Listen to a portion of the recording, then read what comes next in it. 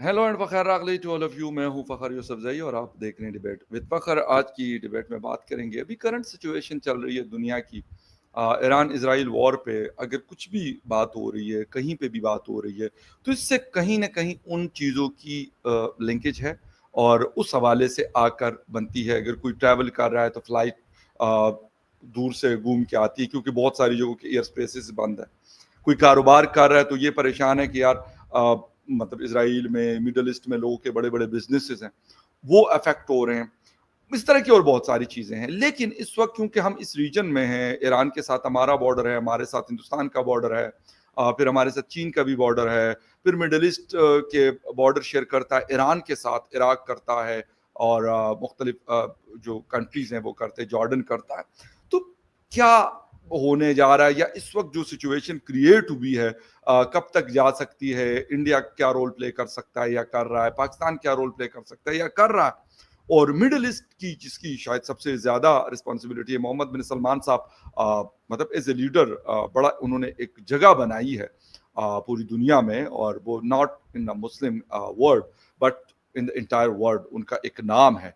तो वो क्या रोल प्ले कर रहे हैं ईरान के हवाले से, तो मतलब एक सपोर्ट या condemnation of the Israeli attack on Iran चल रहा है। लेकिन इसराइल का कह रहा है कि भाई हम नहीं रुकेंगे जब तक हम सारे अपने टारगेट्स अचीव नहीं कर लेते। क्या टारगेट वो अचीव करना चाहते हैं, इस पर भी बात करेंगे। और बात करने के लिए मैं ज्वाइन कर रहे हैं हमारे दोस्त, हमारे भाई, senior analyst from India, doctor Abhishek Mishra साहब। डॉक्टर साहब, thank you very much for joining my show. Always a pleasure Fakhar भाई, ऑलवेज अ प्लेजर। बहुत दिन बाद मिल रहे हैं। पहली बात तो थैंक यू सो मच बिल्कुल। फॉर। अच्छा डॉक्टर साहब, थोड़ा सा बात करते हैं अभी, क्योंकि G7 समिट हुआ, नरेंद्र मोदी साहब भी वहां पे इनवाइटेड थे, वो भी वहां पे गए, क्योंकि बहुत बड़ा फोरम है। यानी ग्रेट 7 कंट्रीज वहां पे थी, और 8वां मुल्क जो है वो फिर इंडिया भी था, जेलेंस्की भी वहां पे थे यूक्रेन की रिप्रेजेंटेशन में। लेकिन एक बहुत बड़ा और अहम फोरम था। सिर्फ क्या देख रहे हैं कि वहां पर उन्होंने तो कह दिया उन 7 कंट्रीज ने कि इजराइल जो कर रहा है बिल्कुल सही कर रहा है, उसमें कोई मसला नहीं होना चाहिए। इट्स मीन कि अभी कहानी आगे चलती रहेगी। लेकिन मोदी साहब हो या प्यूटन साहब हो, व्लादिमीर पुतिन को भी उन्होंने कहा था कि this not the air of war.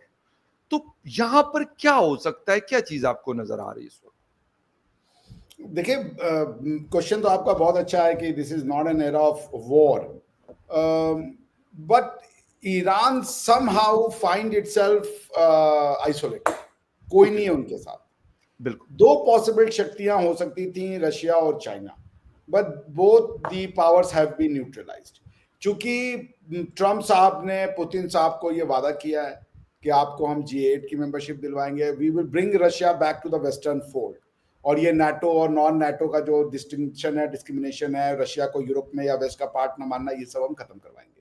ये एक प्रॉमिस है। तो फिर रशिया की जो वरी है, उस वरी को अगर आप टेक केयर कर लें, तो Russia would not be against the western interest at all. दूसरी ये भी है कि G7 की जो रिजोल्यूशन है वो सिर्फ G7 को रिफ्लेक्ट नहीं करता। अरब्स कंट्रीज का पूरा सपोर्ट है इस समय G7 को और दूसरे वर्ल्ड को, कि ईरान जो एज अ रूग नेशन या एज अ रोग नेशन जो वो आ रहा है, वो इट्स अनएक्सेप्टेबल। तो इसलिए इसको देखते हुए मुझे ये लगता है कि द वर्ल्ड इज डिवाइडेड। इसमें सारे एंगल है, रिलीजन है, पॉलिटिक्स है, इंटरनेशनल पॉलिटिक्स है। ईरान आइसोलेटेड है, खामनेई साहब आइसोलेटेड है, रेजा पहलवी साहब के पुत्र हैं, उन्होंने ताल ठोक दी है कि हम वापस आ रहे हैं, इस्लामिक गवर्नमेंट का दिन, रिपब्लिक का दिन ओवर हो चुका है, we are back to take over Iran, और ये सब चीजें हैं। तो अंदर से भी क्या हो रहा है क्या नहीं, हम लोगों को कुछ पता नहीं है फकर भाई। कुछ लोग कह रहे हैं कि गवर्नमेंट के साथ सॉलिडारिटी हो रही है, कुछ लोग कह रहे हैं कि गवर्नमेंट के अगेंस्ट में। जैसे मैं एक ट्विटर पे फोटो देखा था, आई डोंट नो उसकी वेरासिटी, मैं नहीं बता सकता कितना सही कितना गलत, कि स्कूलों में लड़कियों ने हिजाब उठा के फेंक दिए और दे आर सेइंग एंटी जो खामनेई रिजीम है उसको वो कर रहे हैं। अभी ट्रम्प साहब का अभी बयान आया, आपसे बात करते करते मैं पता, उन्होंने कहा कि कुछ बड़ा होने वाला है। तो क्या बड़ा होने वाला है? अब देखिए, तो इस्लामिक उम्मा में तो एकदम शांति है ना, कोई नहीं बोला, ईरान नहीं बोला, अरे अफगानिस्तान नहीं बोला, पाकिस्तान नहीं बोला, उसके बाद अरब अरेबियन कंट्री ने तो कुछ मुंह भी नहीं खोला सिवाय इसके कि वी कंडेम, ये तो खाना पूर्ति वाला सेंटेंस है, उसका कोई मतलब तो था नहीं। लेकिन 21 अरब और नॉन अरब कंट्रीज का जॉइंट एक स्टेटमेंट तो आया है, और उसके ऊपर जिसमें सऊदीया है, कुवैत है, पाकिस्तान है, कतर है, यूएई है, मतलब ये इंपॉर्टेंट कंट्रीज हैं, उनका जॉइंट स्टेटमेंट आया, बल्कि उनका बड़ा खैर मकदम किया गया था बीजिंग की तरफ से कि यार बड़ा इंपॉर्टेंट स्टेटमेंट आया। सर स्टेटमेंट की हद तक तो अब ये बात मैंने पहली दफा देखी है कि इतनी खुल के बात की जा रही है। अदरवाइज इससे पहले भी कुछ छोटे मोटे मसले मसाइल इसराइल और ईरान के दरमियान रहते थे, लेकिन मैंने ये चीज नहीं देखी। हाँ अलबत्ता जो आप जिस तरह इसराइल के पास दड़ादड़ वेपन पहुंच रहा है, यूके अपना भेज रहा है, फ्रांस अपना भेज रहा है, अमेरिका अपना भेज रहा है, इस तरह की कोई चीज सर नहीं है, वो अभी तक कोई नहीं है। अब होती है नहीं होती, और अगर होती है तो फिर इसका क्या मतलब है कि 58 versus the rest of the जो वेस्टर्न वर्ल्ड है, मैं उनकी बात करता हूं, क्या वो एक दूसरे के सामने खड़े होंगे? नहीं देखिए, वेस्टर्न वर्ल्ड कैसे, नेटो, तुर्की तो नेटो का नेटो मेंबर है, जी ठीक है ना। और जो सिग्निफिकेंट देखिए, 57 इस्लामिक मुल्क नाम की कोई चीज नहीं है, 57 देश है जो ओआईसी के मेंबर है, उनको जी इस्लामिक कह देना मेरे ख्याल से ये सही जी सही अंडरस्टैंडिंग नहीं होगी कॉन्स्टिट्यूशनल जी लॉ जी की। तो मेरे हिसाब से ये है कि अब जैसे इंडोनेशिया है, why would Indonesia bother Malaysia, why would Malaysia bother, उनका कोई लेना देना नहीं है। ठीक है। तुर्की का भी वही हाल है, साइप्रस में जाकर के मोदी जी अभी साइप्रस के साथ खड़े हो गए, तुर्की को बहुत बड़ा मैसेज दिया गया, यूरोपियन यूनियन को भी मैसेज दिया गया, बिकॉज ईयू ने आज तक टर्की को ईयू का मेंबर तो नहीं माना है ना, और जी ईयू ने आज तक जो नॉर्दर्न साइप्रस है उसकी जो रिकॉग्निशन है या उसकी जो नॉर्दर्न साइप्रस की टेरिटरी के रूप में कभी उसको एक्सेप्ट नहीं किया। ईयू ने इतना जरूर किया कि उसके लिए वॉर नहीं किया टर्की के साथ, उन्होंने ये मैटर इजिप्ट, ग्रीस और साइप्रस के बीच में छोड़ दिया, डिस्पाइट द फैक्ट कि साइप्रस में दो दो टेरिटरीज हैं जो यूके के कब्जे में, वहां पे यूके का आम बेस है। तो मेरे कहने का ये मतलब है कि देखिए, ये 57 वर्सेस रेस्ट तो कभी भी नहीं था। ओआईसी में मेंबरशिप लेने के लिए भले कंट्रीज आ जाते थे, मगर आप जरा ना कभी सेंट्रल एशिया होके आइए, वो लोग अलग बढ़ चुके हैं भाई। वो रशियन इन्फ्लुएंस जो 100-150 साल का था, उसमें वो अलग बन चुके हैं, उनकी अंडरस्टैंडिंग अलग है, वो फ्रीडम चाहते हैं, उनकी लड़कियां फ्री लाइफ जीना चाहती हैं, वो उस तरीके के रिजीम में नहीं साथ में जाएंगी। रशियन इन्फ्लुएंस सेंट्रल एशिया पे रहेगा हमेशा के लिए, हालांकि ईरान का भी रहेगा, ईरान बहुत ही क्लोजली टाइड है सेंट्रल एशियन कंट्रीज के साथ, बट कोई आर्म कॉन्फ्लिक्ट नहीं करेगा। ईरान अकेले है, ईरान को, अच्छा ये भी बात मुझे नहीं समझ में आती फकर भाई, दिल की बात मैं बता रहा हूँ आपसे, एक कि ईरान को क्या लेना देना है इजराइल में, वहां पे वो डेथ टू इजराइल, और ये बोल, अगर ये बोलना है तो भाई अरबियों को बोलने दो, वो तो अरब लैंड है बेसिकली, अगर आप उसको मानेंगे भी। ईरान तो बहुत बाहर है, इधर की ओर पड़ता है। क्यों हुआ था सद्दाम और ईरान में लड़ाई, सद्दाम हुसैन में, और उसमें 8 साल ईरान इराक वॉर हुआ था। बिल्कुल।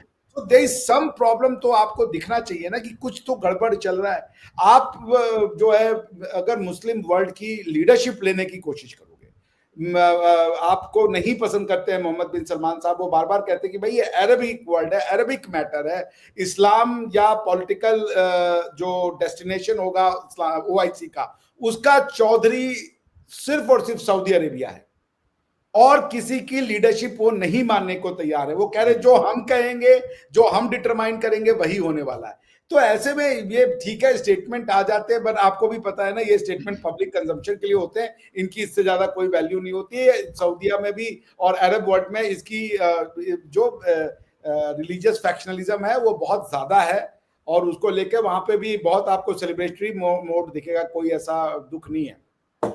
अच्छा डॉक्टर साहब, अगर हम ये सोचें कि जिस तरीके से इसराइल के लिए मतलब अमेरिकन अपने 2 या 3 एयरक्राफ्ट कैरियर मिडिल ईस्ट में मौजूद हैं इस वक्त, उसको सिक्योर करने के लिए, अगर यही सिचुएशन लेट सपोज, मैं कहता हूँ टर्की है, पाकिस्तान है, मतलब वेपन है उनके पास हर किस्म का, अगर यही चीज पाकिस्तान या टर्की करता है, या फिर कुछ और कंट्रीज ऐसा करते हैं कि ठीक है भाई आप उनको दे रहे हैं, हम इनको दे रहे हैं, तो फिर क्या सिचुएशन हो सकती है?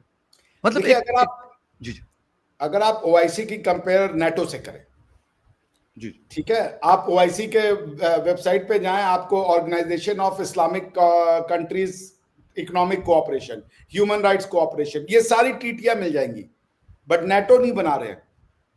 ओआईसी भी तो नेटो बन सकता है ना, नॉर्थ अटलांटिक ट्रीटी ऑर्गेनाइजेशन, उसमें जो आर्टिकल 5 है नेटो में की ट्रीटी में, वो ये कहता है कि किसी भी एक नेटो मेंबरशिप के ऊपर attack would be akin to attack on all the NATO country.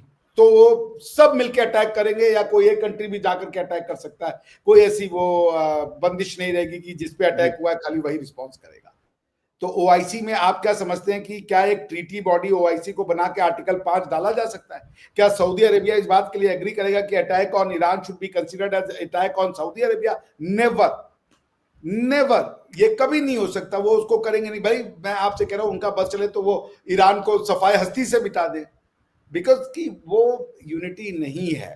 Pakistan ने इनिशिएट किया था OIC, it's a Pakistani initiative, मगर सऊदियों ने कभी इसकी इनिशिएटिव नहीं ली। सऊदी अरेबिया कभी भी उसका पार्ट नहीं बनेगा जहां से इस्लाम की जो लीडरशिप है वो उनके हाथ से निकल के ईरान में चली जाए, पाकिस्तान में चली जाए, तो ये या तुर्की के पास चली जाए, ये अरब वर्सेस नॉन अरब हो जाएगा। मैं आपको इसकी भी गारंटी दे रहा हूं। इसलिए ये चीज कभी नहीं हो पाएगी। और दूसरा चीज ये है कि जितनी इकोनॉमिक माइट और मिलिट्री माइट वेस्ट के पास है, आज की डेट में किसी कंट्री के पास नहीं है। भाई हम सब लोग देखें, जो सच है वो सच है। हमें भी राफेल तो वेस्ट से ही खरीदना है ना, आपने भी F-16 F-35 तो वेस्ट से ही लेना। हम कौन सा अपना बना रहे हैं अभी? बिल्कुल। तो we are no match to the western military might at this point of time, चाहे इंडिया हो चाहे चाइना, कोई भी कंट्री हो, we are no match to them.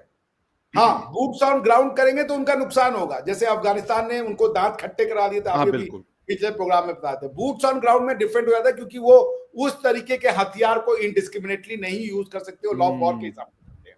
Civilians को नहीं मार सकते, ये नहीं मार कर सकते, तो फिर उसमें गुरिल्ला वॉरफेयर में दे में सस्टेन मोर लॉसेस देन एयर वॉरफेयर की अगर हम बात करें। चाहे हम इराक का एग्जांपल ले लें, चाहे अफगानिस्तान का। इराक में भी सद्दाम हुसैन की रिजीम को जब उन्होंने एयर बॉम्बिंग की थी, 2 या 3 दिन में खेल खत्म हो गया था। मुझे आज भी याद है, सद्दाम हुसैन साहब की जो मूर्ति लगी हुई थी, वो 20 सड़क पे उसको लोगों ने उखाड़ के फेंक दिया था। सेम चीज तालिबान भाग गए थे 2 से 3 दिन के पाउंडिंग में, लेकिन उसके बाद जब बूट्स ऑन ग्राउंड आया, अमेरिका सफर्ड लॉसेस। आपको पता है कितने $1 बिलियन का तो मिलिट्री इक्विपमेंट छोड़ करके वो चले गए वहां से। बिल्कुल। तो इसलिए मेरा ये कहने का मतलब है ना कि पाकिस्तान या तुर्की ऐसा नहीं कर सकते, ना तो इकोनॉमिक माइट है, ना तो मिलिट्री माइट है, ना तो साइंटिफिक माइट है, क्योंकि वो फिर अकेले पड़ जाएंगे। ईरान के कॉज के लिए कोई नहीं खड़ा है। Everyone wants a two state solution, no one wants कि death to Israel, death to America. ये क्या है भाई? Why death to Israel? आप कौन है भाई? अरबों का मसला है। अरब जो है अब्राहम अकॉर्ड साइन कर रहे हैं, अरब्स मिलकर अब्राहम अकॉर्ड साइन कर रहे हैं, यूएई साइन कर रहा है, बहरीन साइन कर रहा है, मोरक्को साइन कर रहा है, सूडान साइन करवा रहे हैं वो। और आप जो कह रहे हो डेथ टू इजराइल, आप कौन होते हो? मामा क्यों बन गए आप इजराइल के कॉज के? जो बनना था मोहम्मद बिन सलमान साहब को बनने दीजिए, वो जो कह रहे हो फॉलो कीजिए। अच्छा डॉक्टर साहब, यहाँ पे बिल्कुल सही आपकी बात, मैं इसको कभी फेवर नहीं करता ना अब ना पहले, लेकिन हमला तो इजराइल ने किया है ना, ईरान ने तो नहीं किया। बात तो सारी ये है कि उन्होंने कहा हमने करना है, हमने करना है। आखिर इसका भी तो कोई कुछ तो मतलब, जिसे कहते हैं कि इसका मतलब ये हुआ कि आपके हाथ में या मेरे हाथ में ताकत है, मैं किसी के ऊपर भी चढ़ दौड़ूं, मतलब बेशक क्योंकि मेरी मर्जी के मुताबिक नहीं है सारा कुछ। तब देखिए, ये वही सिचुएशन है जो भारत में ऑपरेशन सिंदूर के समय पे हुई। ईरान को ये बात, इजराइल को ये बात पता है कि हमास, हिजबुल्ला या इस तरीके के जितने भी ऑर्गेनाइजेशंस हैं, इनके पीछे एक कंट्री है, उसका नाम है, और उसका नाम है ईरान। और कोई नहीं है। ईरान और कतर का जो कुछ फंडिंग हुआ तो होगा, मगर मेन कंट्री उसके पीछे कतर है, अरे ईरान है। और ईरान का जो शीज़म है वो भी वहां फैल रहा है, इस वजह से उनको अरबी भी ज्यादा पसंद नहीं करते, इस रिलीजियस फैक्शन की वजह से। आप देख लीजिए, हिजबुल्लाह गिरा, उसके बाद तुरंत ही असद साहब की गवर्नमेंट गिर गई, या असद साहब की रिजीम गिर गई। पॉइंट वही है कि देखिए, ये जो अक्टूबर 7 को हमला हुआ था इजराइल के ऊपर, इजराइल की असेसमेंट और सबकी असेसमेंट ये है कि आप हिजबुल्लाह और हमास को मारते मारते थक जाओगे, कुछ नहीं होगा जब तक आप उसके सोर्स पर नहीं जाओगे। सो वो जिसको आप कह रहे हैं कि कोई ईरान ने अटैक नहीं किया, वो ऐसा नहीं मानते। मैं जानता हूं लॉ ऑफ आर्म्ड कॉन्फ्लिक्ट का जो कॉन्सेप्ट है, जैसे मैं आपको बताऊं, there is a tribunal called Iran America, Iran USA tribunal, जो कि यूएस के जो एम्बेसी में जब ये इस्लामिक रिवॉल्यूशन आया था, तो वहां पे जो अटैक हुआ था अमेरिकन एम्बेसी के ऊपर ईरान में, तेहरान में, उसको लेकर के एक ट्राइब्यूनल बना था। तो उस ट्रिब्यूनल में भी यही बात की गई कि क्या जो ईरान के प्राइवेट सिटीजन्स ने अमेरिकन एम्बेसी के ऊपर हमला किया था, क्या ईरान की स्टेट उसके लिए रिस्पॉन्सिबल हो सकती है? ये क्वेश्चन हुआ था, इट्स अ लेजिटिमेट क्वेश्चन। मान लीजिए कल को भारत के कुछ 1000-2000 लोग जाकर के पाकिस्तान की एम्बेसी में आग लगा दें, या कल को पाकिस्तान में 1000-2000 लोग इकट्ठे बिल्कुल सही, और भारत की एम्बेसी में आग लगा दें, तो बिल्कुल क्या ये भारत की गवर्नमेंट रिस्पॉन्सिबल होगी या पाकिस्तान की गवर्नमेंट रिस्पॉन्सिबल होगी? ये क्वेश्चन तो बनता है ना। उसका जवाब ये बिल्कुल दिया गया कि जब खुमैनी साहब थे, खुमैनी साहब जब आए पावर में, तो उन्होंने कहा ये सब जो किया गया ये हमारे लोग हैं और हम इनको जो है ओन करते हैं। इसको इंटरनेशनल लॉ में कहते हैं एट्रीब्यूशन, और ये एट्रीब्यूशन ऑफ द एक्ट हो गया by ratification of an act. तो आप दूसरे के एक्ट को, जैसे किया मैंने कुछ लेकिन रिस्पॉन्सिबल आप बन जाए, क्यों? क्योंकि मैंने आपके लिए किया है वो काम। सो वही प्रिंसिपल लगा करके ईरान को रिस्पॉन्सिबल बनाया गया और उनसे जो है वो लिए गए, क्या नाम है, कंपनसेशन। तो सेम चीज है, वो मानते हैं कि अक्टूबर 7 का हमला हमास का नहीं था, हिजबुल्लाह का नहीं था, बल्कि उसके पीछे जो शक्ति है वो ईरान है। इसलिए अगर इजराइल को सुरक्षित होना है तो ईरान की प्रेजेंट गवर्नमेंट को हटाना बहुत जरूरी है। ये उनकी अंडरस्टैंडिंग है। तो आप इसको अक्टूबर 7 से जोड़ के चलिए। क्या आप कोर्ट में ये प्रूव कर सकते हैं कि अक्टूबर 7 का हमला ईरान का नहीं था? और क्या वो ये प्रूव कर सकते हैं कि क्या ये हमला ईरान का था? जो मेरी अंडरस्टैंडिंग है लॉ की, अगर मैं एज अ जज होऊंगा, जो सबूत हैं, तो इसमें ये बात क्लियर हो जाती है कि ईरान ने प्रॉक्सीज बना रखे हैं और वो प्रॉक्सी के एक्ट के लिए वो रिस्पॉन्सिबल है। जैसे निकारागुआ में अमेरिका रिस्पॉन्सिबल था जिस तरीके के एक्टिविटीज वो करवाते हैं। तो this is what our understanding is. लेकिन डॉक्टर साहब प्रॉक्सीज तो सब खेलते हैं, ऐसा तो नहीं कि ईरान प्रॉक्सीज खेलता है, सऊदी अरेबिया भी प्रॉक्सीज खेलता है, टर्की भी खेलता है, यूएस भी खेलता है, इजराइल सबसे टॉप पे प्रॉक्सीज के हवाले से। मोसाद उनके लोग मतलब वो करते हैं मुख्तलिफ किस्म की चीज़ें। तो अगर ये वाली बात है तो फिर तो इजराइल पे भी कोई भी हमला कर सकता है। पाकिस्तान के खिलाफ उन्होंने पाकिस्तान के न्यूक्लियर प्रोग्राम को उन्होंने ख़त्म करने की कोशिश की, लेकिन वो नहीं हो सका था। एक दफा नहीं, काफी दफा किया। तो इसका क्या मतलब? या अभी जिस तरीके से उन्होंने आप लोगों को ड्रोन्स दिए, बड़े लितल किस्म के ड्रोन थे, यहाँ रावलपिंडी में गिरे, तीन ड्रोन गिरे थे रावलपिंडी के 3 मुकामात पे, एक क्रिकेट स्टेडियम के पास गिरा। तो अब क्या पाकिस्तान कहेगा कि यार ये तो ड्रोन उन्होंने दे दिया तो अब हम इसराइल को वो करेंगे? ठीक है, दोस्ती होती है, चीन ने हमें दिया, आपको इसराइल ने भी दिया, फ्रांस ने दिया या किसी और ने दिया, क्योंकि दुनिया है, ये तो ऐसा नहीं हो सकता कि नहीं। तो इसका क्या फिर सोल्यूशन होगा?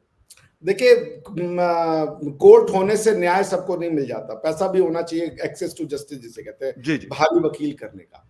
बिल्कुल है, पाकिस्तान भी प्रॉक्सी यूज करता है। हमारा तो ये मानना है ऑपरेशन सिंदूर के पीछे पाकिस्तान की आर्मी का रिस्पॉन्सिबिलिटी था। इंडिया ने पाकिस्तान की आर्मी पे अटैक नहीं किया, बल्कि हाफिज सईद पे अटैक किया।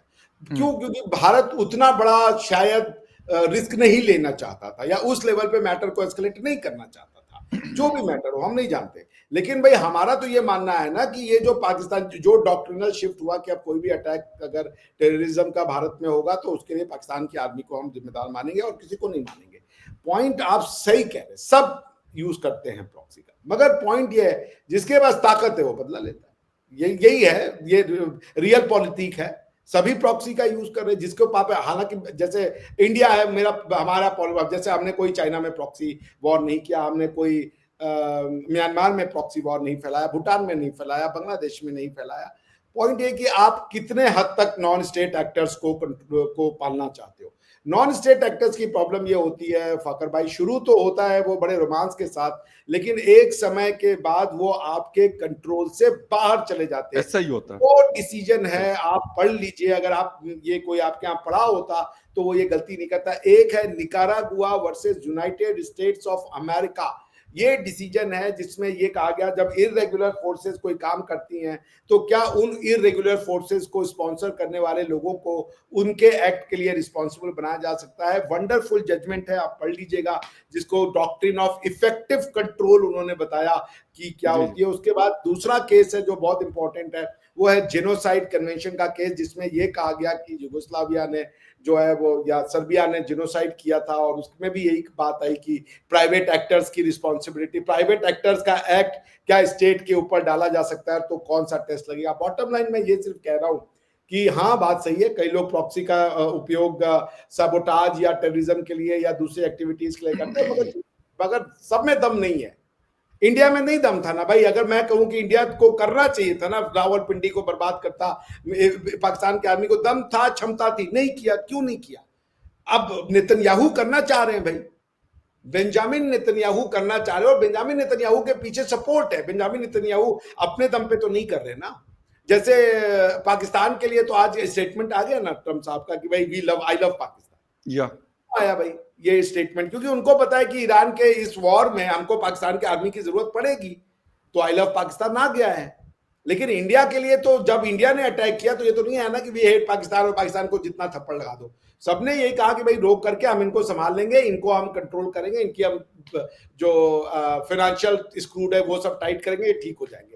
तो इंडिया ने भी उसको सुना कि भाई ठीक है चलो एक हफ्ते के बाद हम रुकेंगे, लेकिन दोबारा हुआ तो we will go all out against. क्योंकि पाकिस्तान में मिलिट्री एक्शन बहुत इजी होगा, आप पाकिस्तान की आर्मी को हरा दो वो बहुत इजी है, लेकिन उसके बाद जो खेल शुरू होगा वो सरदर्द बन जाएगा किसी के लिए। भाई आपने हरा दिया, पाकिस्तान की मिलिट्री खत्म हो गई, डिसमेंटल हो गई, अब वहां पे जो सिविल वॉर होगा, क्या भारतीय आर्मी उसके लिए तैयार है? हमने आईपीकेएफ में जाके देखा था क्या हुआ था।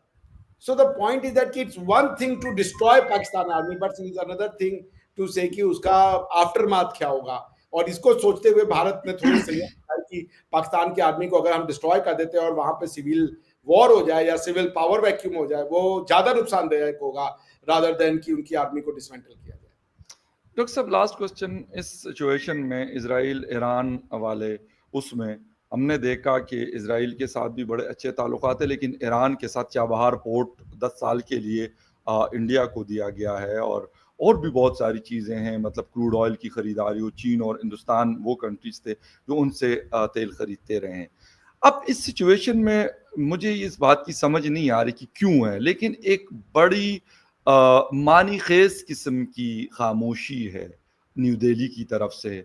कुछ भी नहीं, मतलब मुकम्मल तौर पे ये नहीं है, बल्कि एससीओ में एक कंडेमनेशन आया तो उन्होंने रिजेक्ट कर दिया इंडिया ने, क्योंकि एससीओ का वो भी मेंबर है पाकिस्तान और वो सॉरी चीन वगैरह ये सारे हैं, तो वो जब आया तो उसको भी कर दिया। तो क्या मतलब India still toward the Israel और बैलेंस क्या चीज़ है? नहीं, मैं तो नहीं कहूँगा कि इंडिया कंप्लीटली इजराइल की ओर टिल्ट करता है, लेकिन फकर भाई अगर हम बहुत ऑनेस्टी की बात करें ना, क्रूड भाषा में बात करें, तो ये जो इस्लामिक एक्सपेंशनिज्म है वो भारत के लिए खतरा तो है ना। हम भी तो कश्मीर में हमारा मुद्दा है क्या कि भाई वहां पे लोग मुसलमान हैं, इसलिए वो कश्मीर अब इंडिया का हिस्सा नहीं रह गया। ये जो आइडिया है इससे कई लोग घबराए हुए हैं, कई सोसाइटियां घबराई हुई हैं कि रिलीजन बदलने से आपकी कल्चरल आइडेंटिटी, आपकी हिस्ट्री, आपकी सब कुछ वो हो जाती है। तो इंडिया ये एक शायद बैक ऑफ माइंड में रहेगा, लेकिन हम नहीं चाहते कि ईरान में कोई बहुत डिस्ट्रक्शन हो, ईरान का बहुत नुकसान हो। उसका कारण यह है कि ईरान के साथ हमारे सिविलाइजेशनल टाइज हैं। अब बाकी ये कि क्या हमारी इतनी क्षमता है कि हम उतने बड़े मुद्दे में घुस जाएं जहां पे ये देखिए, ये मुद्दा आपने खामनेई साहब का ट्वीट देखा है आज? खामनेई साहब का स्टेटमेंट पढ़ा उनका थोड़ी देर पहले वाला, वो जुल्फिकार वाला ट्वीट नहीं देखा? नहीं, जुल्फिकार वाला ट्वीट मैंने नहीं देखा। तो उन्होंने एक ट्वीट किया है, उन्होंने कहा है कि भाई खैबर में अली आ रहे हैं अपनी जुल्फिकार के साथ। अगर मुझे नहीं पता, आपको पता है कि नहीं, जुल्फिकार अली साहब की तलवार का नाम था। बिल्कुल उनकी तलवार का नाम है, और खैबर जो है वो that was a fort that time, और गजवा खैबर एक जंग हुई थी उस वक्त हजरत तो अली उसमें के। यहूदियों ने सरेंडर किया था, इन्होंने तो उसको रिलीजियस कॉल दे दी ना। हम्म, अब हुआ ये है कि यहूदी और क्रिश्चियन एक साथ हो गए। यूरोपियन वर्ल्ड क्रिश्चियन वर्ल्ड है भाई, लेट्स एक्सेप्ट इट। यस, सो यहूदी और क्रिश्चियन एक साथ हो गए हैं, और जो मुस्लिम वर्ल्ड है वो टूट गया।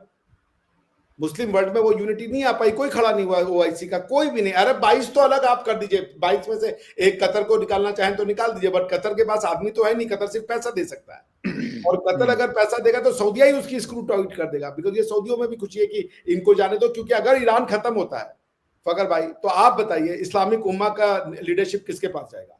मोहम्मद बिन सलमान साहब जिसे कह लीजिए डाउटेड और अनचैलेंज्ड लीडर बन के उभरेंगे, और पूरी दुनिया तैयार है उनको मुस्लिम उम्मा का लीडरशिप देने के लिए। पूरी दुनिया उनके लीडरशिप में चलने को तैयार है as far as the political conduct of the Islamic world is concern. ना तुर्की को देने को तैयार है, एर्डोगन में भी लोगों का विश्वास नहीं है, और ना ही विश्वास है लोगों का खामनेई साहब में।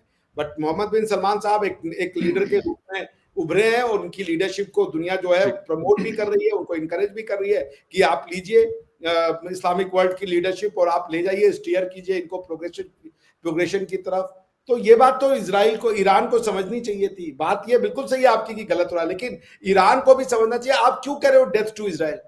आपको काम ये प्रॉक्सी बना के आपको क्या मिल रहा है? ये आपकी कंट्री तो नहीं है, वो लैंड भी आपका नहीं है। अरबों के बीच में सोल्यूशन हो जाने दो, लेकिन जी हम हमास बनाएंगे, हम हिजबुल्लाह बनाएंगे, हम इसको बर्बाद कर देंगे, हम वहां पे इसको फैला देंगे, ये क्या है? ये जो आप इंस्टेबिलिटी क्रिएट कर रहे थे पिछले सालों से। अच्छा चले, इजराइल बड़ा दुष्ट है, ये बताइए सद्दाम हुसैन साहब की लड़ाई क्यों हुई? 8 साल लड़ाई चली ईरान इराक वॉर, मुझे आज तक बिल्कुल का रीजन क्या था? तो कहीं तो मिस्टेक हो रही है ना। आप एकदम से जी एक एक्सचेंज ले रहे हो, सामने वाले को हम एनाइलेट कर देंगे। अरे भाई कोई एग्जिस्टेंस सीख लो। आप भी बोलो हमें 2 स्टेट चाहिए, नहीं हमें एनाइलेट करना है इसराइल को। अरे भाई जब अरब मान चुके हैं, सब मान चुके हैं, तो you would have taken the same thing, Israel, death to Israel, Hamas create कर दो। लेकिन डॉक्टर साहब खत्म करेंगे, लेकिन झगड़ा तो इस चीज पे हो ही नहीं रहा ना। झगड़ा ये तो आपको 2 लग रहा है स्टेट या खत्म, 1 स्टेट क्या सोल्यूशन जगह पे का तो नहीं कारण हो रहा। ईरान और क्या इजराइल जगह का वॉर कारण आप बता दीजिए। नहीं, मतलब मैंने कहा इस चीज पे तो नहीं है ना। आपस में उनके कुछ और मामला थे। ये जो आपने हिजबुल्लाह और हमास की बात की है, तो इसमें काफी वजन है। और इस तरह की और बहुत सारी प्रॉक्सी सीरिया और इराक में भी खेली गई, इसमें कोई डाउट नहीं है। आप 8 साल जंग की बात करें, बिल्कुल उसका कोई जिसे कहते हैं कि मतलब कोई रीजन नहीं है उसके पीछे कि आप बता सके कि भाई हमने इसलिए जंग की थी। 8 साल बहुत लंबा अरसा होता है। फिर अनफॉर्चुनेटली इराक ने जो सऊदी अरेबिया और कुवैत के साथ गल्फ वॉर में किया, मतलब ये वैसी कॉम्प्लिकेशंस हैं मेरे ख्याल में कि जिसमें से निकलना बड़ा मुश्किल है। लेकिन हाँ, एक बात जरूर करूंगा एंड पे कि क्लियर पिक्चर आनी चाहिए हर किसी की तरफ से। फिलहाल क्योंकि इस रीजन में पाकिस्तान, इंडिया, चीन बड़े कंट्रीज है। ईरान तो इस वक्त क्योंकि हालत जंग में है, उनकी बात तो नहीं कर सकते क्योंकि सारे लोग पाकिस्तानी भी वहां से निकल रहे हैं, चाइनीज भी निकल रहे हैं, यकीनन इंडिया के जो लोग हैं वो भी निकल रहे होंगे। हर कोई अपने अपने सिटीजन्स को कोशिश कर रहा है कि उनको प्रोटेक्ट करे और किसी तरीके से अपने कंट्रीज में उनको पहुंचाए। लेकिन ऐसा लग रहा है कि जंग क्योंकि फिलहाल खत्म नहीं हो रही। डोनाल्ड ट्रंप साहब का जो ट्वीट था जो कल उन्होंने किया, अगर उसकी बात करें और या फिर उनकी स्टेटमेंट्स की बात करें, तो उसमें भी यही लग रहा है कि इस वक्त जी डॉक्टर साहब। देखिए मुझे लगता है जो रेजा पहलवी साहब के साथ हुआ वो मोमेंट आ गया है। रिजीम चेंज ये डिसाइड कर चुका है west, they have decided it. तो इसीलिए वो कह रहे हैं सरेंडर, नो टॉक। और मेरे ख्याल से नेक्स्ट वीक ये गवर्नमेंट खत्म हो जाएगी। एंड अब वो किसको देते हैं रेजा, वो भाई उन्होंने उनको खत्म कर दिया, लीबिया वाले गद्दाफी साहब को। उन्होंने रिजीम चेंज की मास्टरी ले रखी है। तो मुझे ये लगता है कि आई डोंट नो फकर भाई, बट आई थिंक कि regime change is going to take place for sure. Okay, बड़ी इंपॉर्टेंट बात आप कर रहे हैं कि रिजीम चेंज होने जा रही या हो सकती है। बट मैं एक बात जरूर करूंगा, अगर किसी भी कंट्री के अंदर आपकी नेतन्याहू, मेरे ख्याल से बहुत सारे लोगों को, मैं मुस्लिम्स की बात नहीं करता, बहुत सारे क्रिश्चियंस को, इवन बहुत सारे जीव्स को नहीं पसंद कि वो मतलब लीड करें इसराइल को, लेकिन he is a prime minister of Israel. तो अगर ये वाली बात है तो मेरे ख्याल में ये कोई रीजन नहीं है कि अगर कोई कहे कि जी अफगान तालिबान से मुझे सख्त किस्म का वो है। मैं आपको सच्ची बात बता दूं, लेकिन वहां पे इस वक्त वो अफगानिस्तान में बैठे हैं। हालांकि अशरफ गनी साहब was a legitimate president of Afghanistan, इसके बावजूद भी अमेरिका उनके साथ बात करता है, पाकिस्तान भी करता है, हिंदुस्तान भी करता है, इवन ईरान ने की। तो ये चीजें मेरे ख्याल अगर जाएंगी तो कल को उनको अगर नरेंद्र मोदी साहब पसंद नहीं है तो कहेंगे जी रिजीम चेंज कर दो। परसों उनको मोहम्मद बिन सलमान साहब पसंद ना हुए तो कहते इनको साइड पे कर दो।